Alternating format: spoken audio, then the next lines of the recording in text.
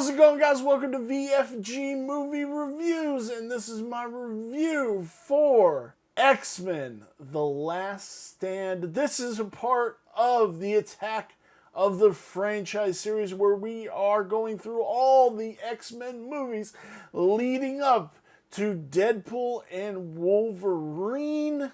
If you guys could, give us a like, give us a subscribe, help us grow in 2024. I'd sure appreciate you guys. Thank you so very much. Now let's get into this review. And this is where this movie starts.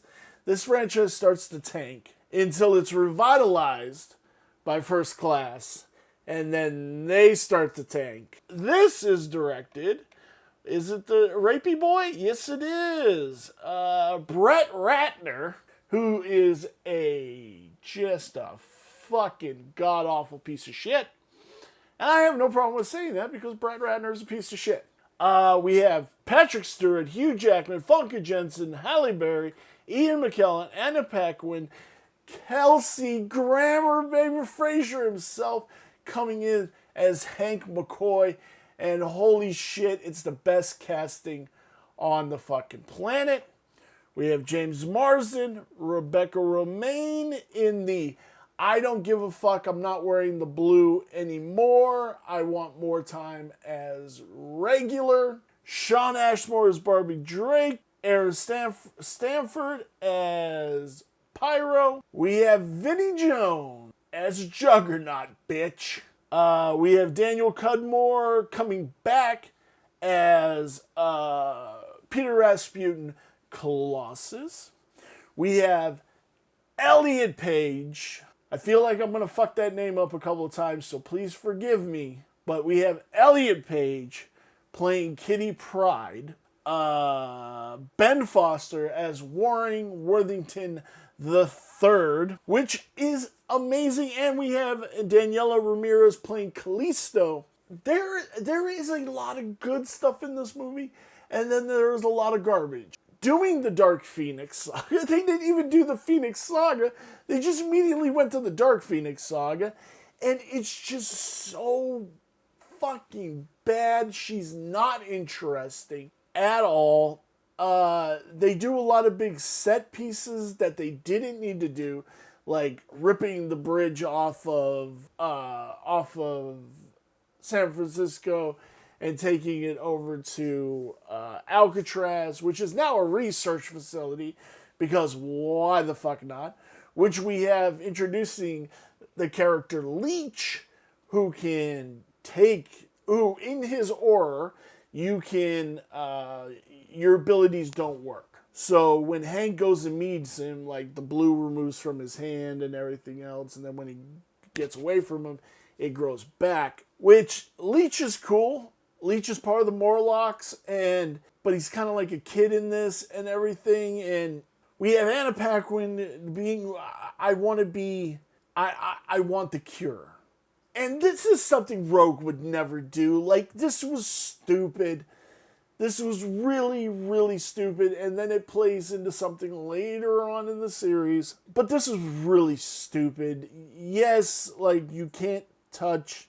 Rogue can't touch people, but she learns workarounds and stuff like that. She would never want to give up her abilities. Again, this was just bad writing. But did Brett Ratner write the script too? Zach Penn and Simon Kinberg? Oh, fucking, what the fuck were they thinking? Holy shit. But this movie was just all over the place. Uninteresting. And you get the last scene before Jean is killed. You get Wolverine, like, getting blasted, and you see the metal in his jaw and his chest, and he comes back. It's kind of like what I'm dealing with in Las Vegas right now, because we've been at, like, 120 degrees in Vegas, and it is bad.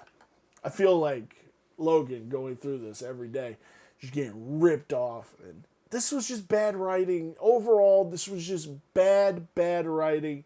And this is what killed it. And then they had a reboot with First Class. Everybody was so good. But by this point, we had gotten some MCU movies. And the X-Men series was not growing. They were getting worse. And ultimately, that was a problem. Magneto gets his abilities taken away. We do get the Speedball special in this, which was dope between Wolverine and Colossus. We also get a cool fight. We see Bobby Drake in his full ice form, which is fucking dope as shit. And we get a fight between him and Pyro, which is dope as hell, which I loved. There was some good stuff with this. The I'm the Juggernaut, bitch, was fucking dumb as shit. And Vinnie Jones didn't even want to do the goddamn... He didn't want to even do that line. It was just so bad. Just so fucking bad. And they never played into that Professor X was his brother or anything like that. And that the helmet kept Professor X out of his head. They never played into that either. It just looked like it was like something they made out of cement because you could see the rebar through it and everything. It was just... Vinnie Jones is awesome. Like, he's a cool dude. And I hope it's the rumors... I hope it's not true that he says he's not in Deadpool and Wolverine. I would love to see him reprise the role just one more time. Like, I'm excited to see Tyler Mane reprise Sabretooth. But yeah, man, this was pretty utter garbage on so many levels. I'm sorry to say, and I'm not gonna beat a dead horse, but this was the worst movie of them all, hands down, for the original cast. We'll get to the new cast. We'll get there. Where does this lie on my 5-star review scale? The story is a 3.5. The cinematography is a 3.5. The characters are a 3.5. The design is a 4, which brings our total to 3.625. It's kind of one of those things, man. It's just kind of one of those things. Have you guys seen X-Men: The Last Stand recently? I hope not. We can just not forget about this movie. Well, I won't want to forget about it because it's got Kelsey Grammer as Hank McCoy as Beast, and I love him. I do. I love him. Let me know down below, guys, if you're enjoying these reviews. I'd sure love to hear about it. And, yeah, let's talk some X-Men, man. Let's talk about how bad this movie was. Let's talk about it. Give us a like, give us a subscribe, help us grow in 2024. I'd sure appreciate it. Thank you for everybody who has subscribed to the channel recently. Thank you so very much. And I will see you in my next review. Bye.